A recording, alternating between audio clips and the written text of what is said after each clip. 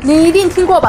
在中国不装 Alipay、WeChat 几乎寸步难行，谷歌地图也用不了。中国还不能自由地登录国际网络 ，Facebook、X、YouTube 通通看不了。没错，这些都是真的。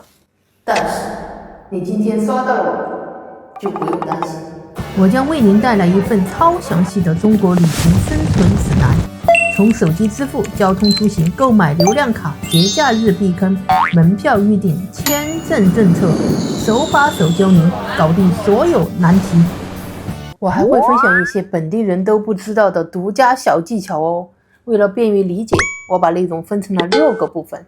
Number 1， 手机付款必须的3步操作。没错，中国人出门真的不带钱包。我在网上也看到非常多的攻略，都对，但是很碎，足够全面并带有操作步骤的攻略几乎没有。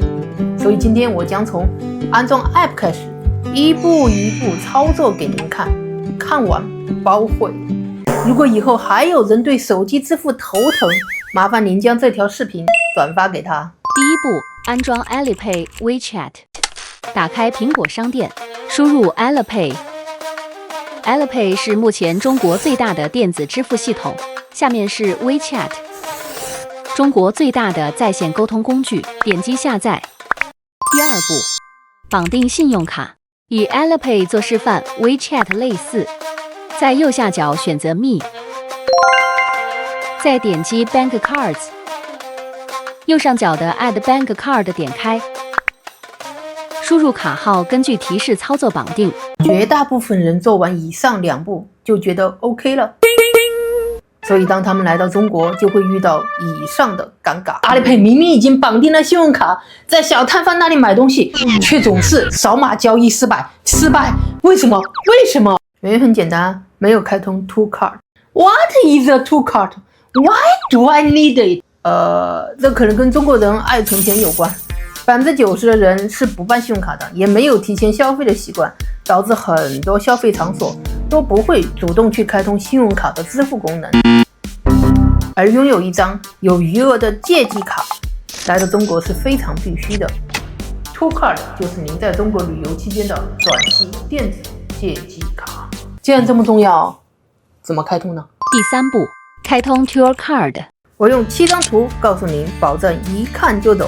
Alipay 首页搜索 Tour Card， 进入 Tour Card 小程序 Use Now， 填写国家、手机号并短信验证，上传护照、人脸识别，填写地址、职业等个人信息，等待审核，3个工作日内通过。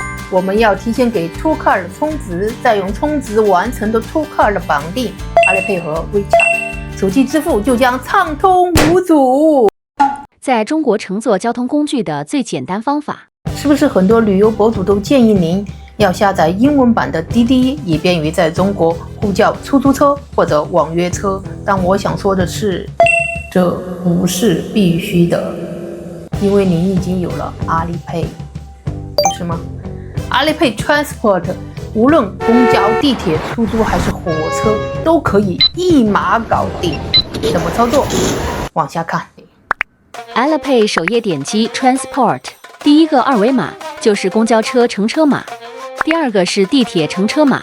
当您第一次使用乘车码， Alipay 会弹出一个领取乘车码的选项，别慌，跟着操作就 OK 了 ，Easy。点击 Taxi， 它就是滴滴的外挂，还不止滴滴，包括高德等中国主流网约车平台都可以链接，价格一样，但选择更多。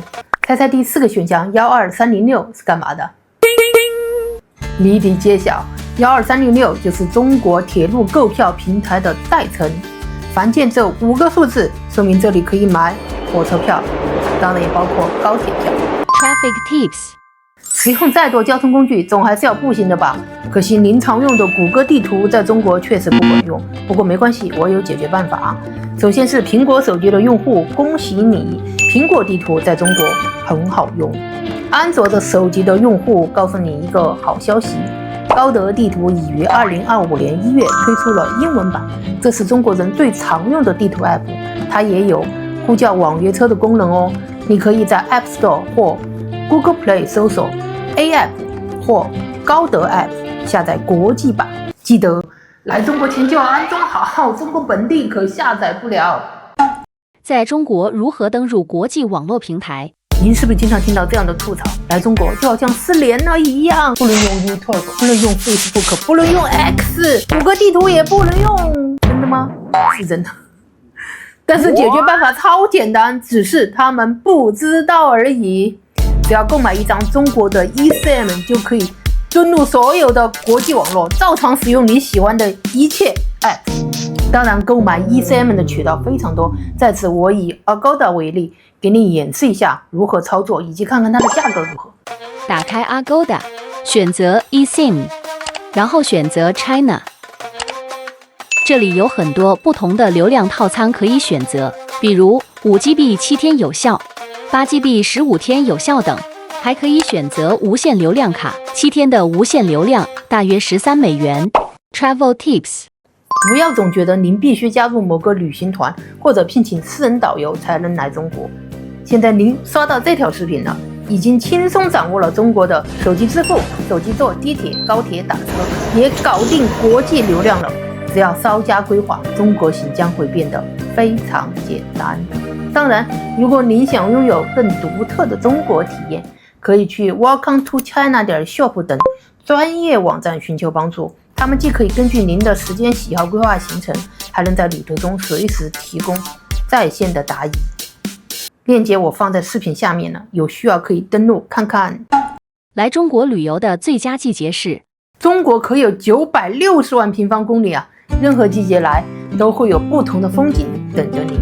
但是中国的3大法定节假日千万别来，相信我，如果您不想亲身体验14亿人口有多么庞大的话，春节、劳动节、国庆节3大节假日千万别来。Holiday Tips。 中国的劳动节通常为每年的5月1号到5号，国庆节是每年的10月1号到8号，春节变化就很大了，它可能在1月下旬到2月中旬的任何一个8天里面，所以您需要提前在网上查一查。2026年的春节是2月16号到2月23号。如何提前预约中国热门景点门票？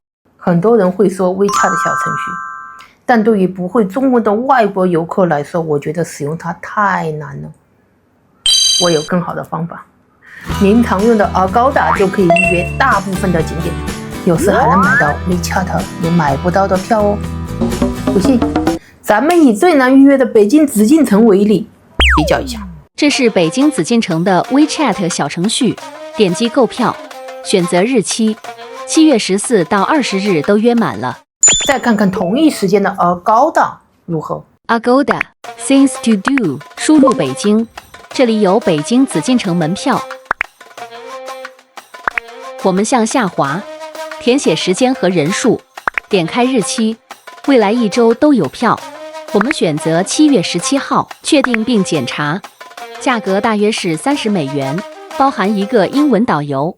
我打包票，99%的中国游客根本不知道这样的预约捷径。最新中国旅游免签政策，免签政策每几个月就会变更一次。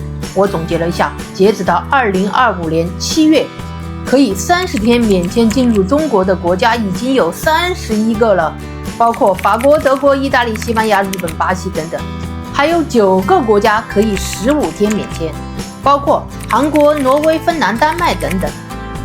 而美国、英国、俄罗斯、加拿大、澳大利亚等42个国家不能免签入境，但是可以将中国作为中转站，进行240个小时，也就是10天的过境免签哦。